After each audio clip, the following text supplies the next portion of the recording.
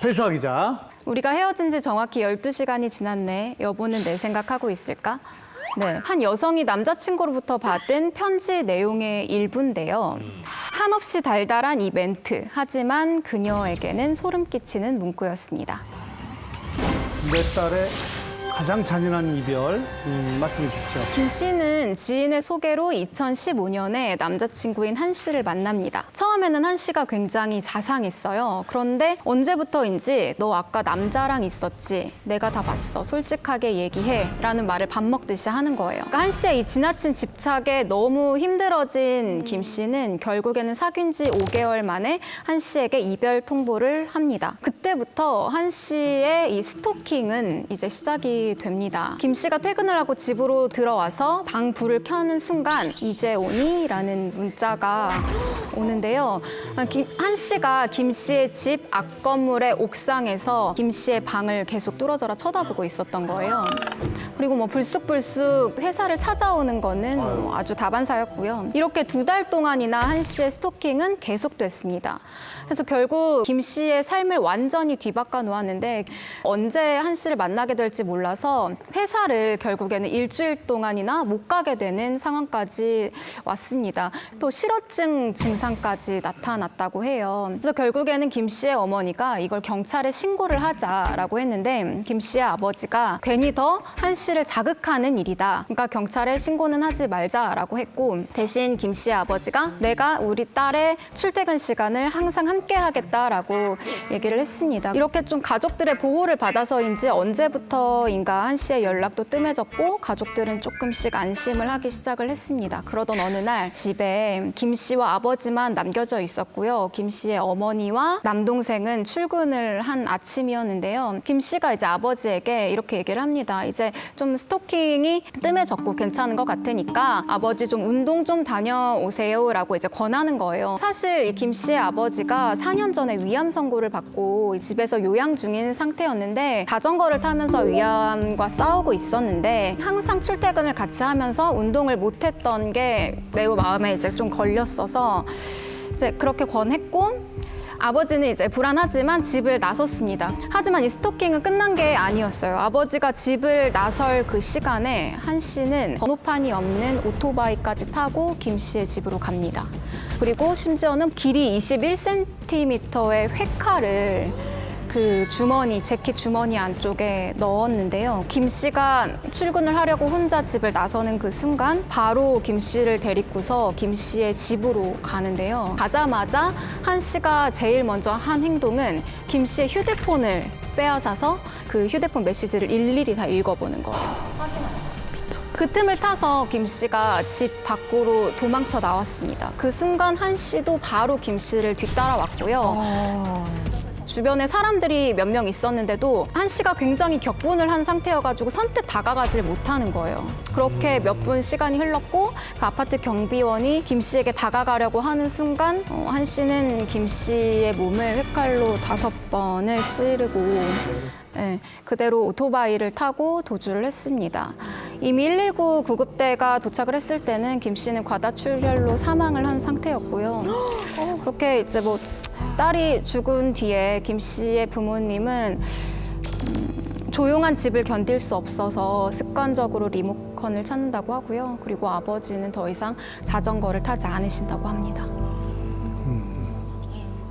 스토커 한 명이 한 가정 완전 풍비박산을 낸 거잖아요. 이 남자 제대로 처벌 받았나요? 원심에서는 일단 무기징역이랑 전자발찌 20년형을 선고받았는데 2심에서 또 전자발찌 20년형은 제외되고 무기징역만 선고를 받았어요. 그래서 어쨌든 뭐 실질적으로 감형을 받은 셈이어서 피해자 가족들이 굉장히 원통해하고 있죠.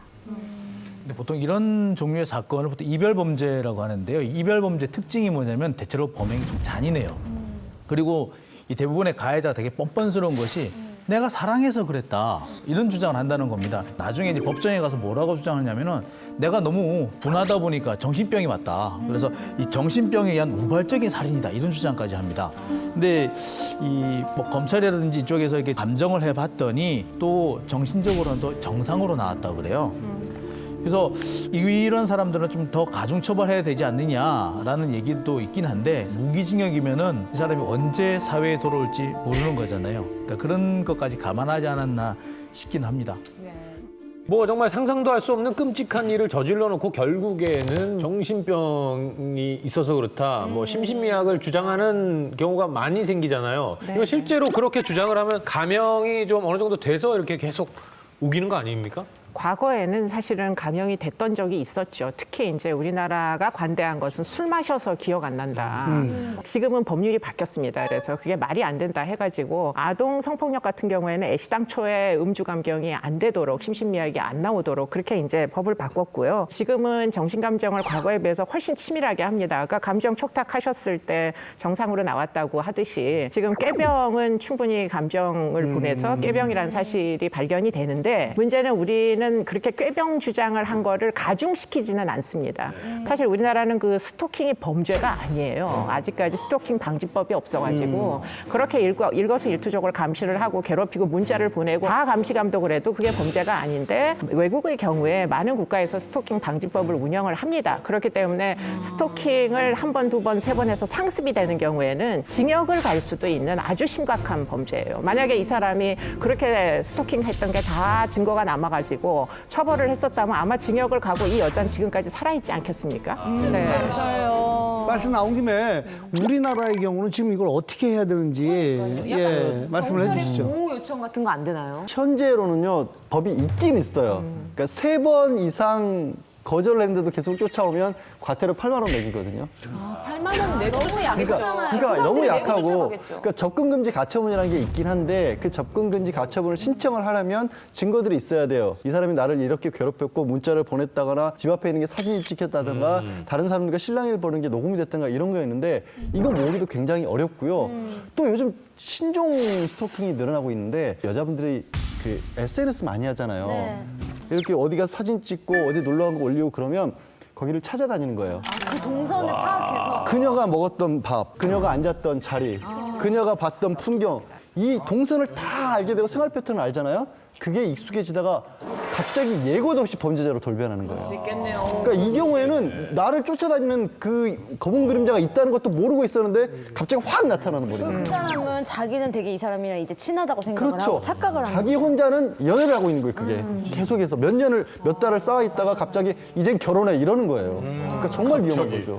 아니 이 스토킹이요 들어도 알겠지만 정신적으로 이거 문제 심각한 거죠? 정신적으로 문제가 있죠. 이런 것들을 편집성 성격 장애라고 부르거든요. 본인은 스토커로서 계속 감시 감독을 하다가 아까 말씀하신 대로 그 경로들을 막 따라다니다가 사실은 내가 그 사람과 같이 살고 있다거나 애인이라던가 그런 관계 망상에 빠져서 결국은 이제 범죄로 이어지는 경우들이 있죠. 예. 남자친구였던 사람이거나 남자친구인 사람의 어떤 집착이나 스토킹은 사실 여자들이 막 처음에 범죄라고 못 느끼는 게 너무 좋아하니까 그런가 보다 이렇게 생각해서 여자들이 주의를 해야 될 게 여자들이 1년에 한 100명 정도가 지금 애인이나 남편에 의해서 목숨을 잃는데 여성들이 오해를 하면 안 되는 게요. 애정의 증거로 착각하는 여성들이 많이 있습니다. 그런데 사실은 나의 사생활에 침해가 될 정도로 감시 감독을 하면 그거는 사실은 그때부터는 범죄거든요. 그래요. 자, 마지막으로 배수아 기자 정리해 주시죠. 네, 한 씨 아름다운 세상을 위해서 더 이상 사랑은 하지 마세요.